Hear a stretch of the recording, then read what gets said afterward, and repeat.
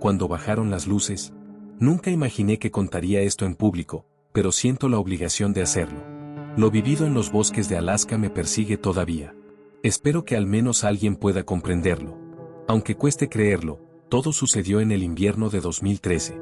Trabajaba como guardabosques en una zona muy aislada de Alaska, cerca del Parque Nacional Denali. En esa época el parque estaba casi vacío, a veces pasaban semanas sin ver a nadie. Al principio me encantaba, disfrutaba la soledad, el silencio y estar inmerso en la naturaleza intacta. Sin embargo, después de lo ocurrido, aquello que antes amaba pasó a ser motivo de temor. Una noche a finales de febrero el cielo estaba inusualmente claro, algo raro para esa temporada. Hacía un frío intenso, pero las estrellas se veían magníficas. Me quedé despierto más tiempo de lo normal, apreciando el silencio desde la torre de vigilancia donde estaba de turno. Todo iba bien hasta que distinguí 3 luces en el horizonte. Cerca de la medianoche pensé que podrían ser aviones, pero había algo extraño. Las luces formaban un triángulo perfecto y no emitían sonido. Lo que me inquietó fue la forma en que flotaban, como si desafiaran las leyes físicas. No se desplazaban como un avión o helicóptero, sus movimientos eran antinaturales, casi mecánicos. Vi cómo esas luces bajaban despacio hacia el bosque. Se acercaron a la torre, lo bastante para verlas desaparecer entre las copas. Intenté comunicarme con la base por radio, pero solo conseguía estática. Mi pulso se aceleró y una parte de mí me advertía que no bajara de la torre, pero la curiosidad pudo más. Agarré la linterna y el arma por precaución y descendí. El bosque estaba en un silencio absoluto, demasiado, no se oía nada, ni un búho, ni hojas crujiendo, solo un silencio pesado y un zumbido tenue. Al principio pensé que era mi mente, pero mientras más me acercaba al lugar donde habían aterrizado las luces, más intenso se volvía ese zumbido, hasta resultar insoportable. Al llegar al claro lo comprobé, había algo parecido a una nave. Era ovalada, de unos 15 metros, suspendida a pocos metros del suelo. Su superficie era difícil de definir, parecía cambiante, como si reaccionara al entorno. Pero lo que me heló fue la sensación de estar siendo observado. Me giré mirando a todas partes y entonces las vi, sombras humanoides moviéndose entre los árboles. Eran muy altos, extremadamente delgados, y se movían de forma torpe, como si no supieran desenvolverse en el bosque. Sentí un nudo en el estómago, sabía que no eran humanos, pero no podía asimilarlo. Quise huir, pero algo me detuvo, había algo justo detrás de mí. No sabría explicarlo con palabras. Antes de que pudiera darme la vuelta, un destello blanco me cegó, y luego no recuerdo nada. Desperté tirado en el suelo con un dolor de cabeza intenso. Mi linterna estaba a varios metros y mi reloj marcaba las 4 de la mañana, aunque el sol ya estaba alto, lo que indicaba que había perdido horas. ¿Cómo había ocurrido? Volví tambaleándome. Esta vez la radio funcionó, pude hablar con la base, pero cuando les conté lo sucedido no me creyeron. Me sugirieron que, probablemente, el cansancio o el frío me habían provocado una alucinación. Lo peor llegó esa misma noche. Al quitarme la ropa para ducharme vi algo raro en la piel. Tenía 3 marcas circulares, pequeñas, alineadas en mi brazo derecho. Eran claras y recientes, de ninguna forma me las había hecho yo mismo. En las semanas siguientes mi vida se vino abajo. Empecé a tener pesadillas repetitivas, seres con ojos negros y enormes observándome desde la penumbra. Pero no quedaba en sueños, sentía vigilancia constante, incluso en mi casa. Intenté contarlo a amigos cercanos, pero todos se distanciaron. Algunos creyeron que estaba perdiendo la razón, otros simplemente no quisieron escuchar. Y lo más angustiante fueron las llamadas, números desconocidos donde solo había silencio al otro lado. Al principio pensé que sería casualidad, pero se repitió con demasiada frecuencia. Finalmente renuncié al trabajo y me mudé a otra ciudad, pero no importa dónde esté, la sensación de que me buscan nunca desaparece. Incluso ahora que escribo esto puedo sentir su cercanía.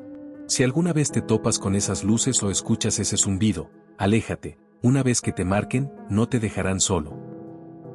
Relato 2, el brillo que no hace ruido. Yo no creía en lo sobrenatural ni en extraterrestres hasta aquella noche en el desierto de Nevada que lo cambió todo. Ahora no tengo dudas de que hay algo ahí fuera que nos observa, algo que no comprendemos y que no desea ser comprendido. Era verano de 2016 y trabajaba como técnico en telecomunicaciones para una empresa que hacía labores en zonas remotas. Me enviaron a revisar una torre que daba fallos constantes en una región desértica de Nevada, relativamente cerca del Área 51. Siempre había pensado que las historias sobre esa base y los ovnis eran absurdas, pero después de lo que viví ya no me parecen un chiste. El viaje fue largo y llegué poco antes del anochecer. Estaba completamente solo en un vasto paisaje de arena y rocas. La soledad del desierto pesaba, aunque había una calma peculiar en ese silencio infinito. El cielo tomó un naranja profundo mientras me preparaba para subir a la torre. Al principio todo parecía normal. La estructura no mostraba daños visibles, pero algunos cables de energía estaban chamuscados sin explicación. Eso me pareció extraño, no había tormentas ni señales de animales que hubieran causado el daño. Me sentí inquieto, pero seguí trabajando. Entonces sucedió algo. A unos metros de la cima vi algo en el cielo. De inicio pensé que era una estrella, pero su brillo era excesivo, y lo más desconcertante fue su movimiento.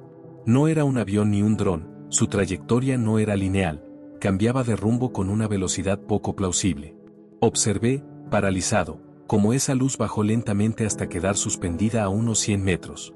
No emitía sonido, solo una luz blanca que iluminaba el desierto de forma antinatural. Permanecí colgado en la torre, sin apartar la vista. De repente la radio lanzó estática, un ruido áspero que me sobresaltó. El equipo de mi cinturón empezó a fallar y las luces de la torre parpadearon. Un zumbido grave, casi imperceptible, llenó el aire, como el que se percibe cerca de un transformador, pero yo lo sentía en los huesos. Con la adrenalina al máximo, bajé de la torre lo más rápido que pude. Al llegar al suelo vi algo aún más inquietante, sombras que se movían alrededor de la luz, figuras desplazándose a una velocidad imposible. No lograba distinguir contornos claros, eran manchas negras contra el resplandor. Era como si algo caminara alrededor de esa luz. Mi instinto me decía que huyera, pero mi cuerpo no respondía, estaba paralizado, atrapado en una especie de estado onírico.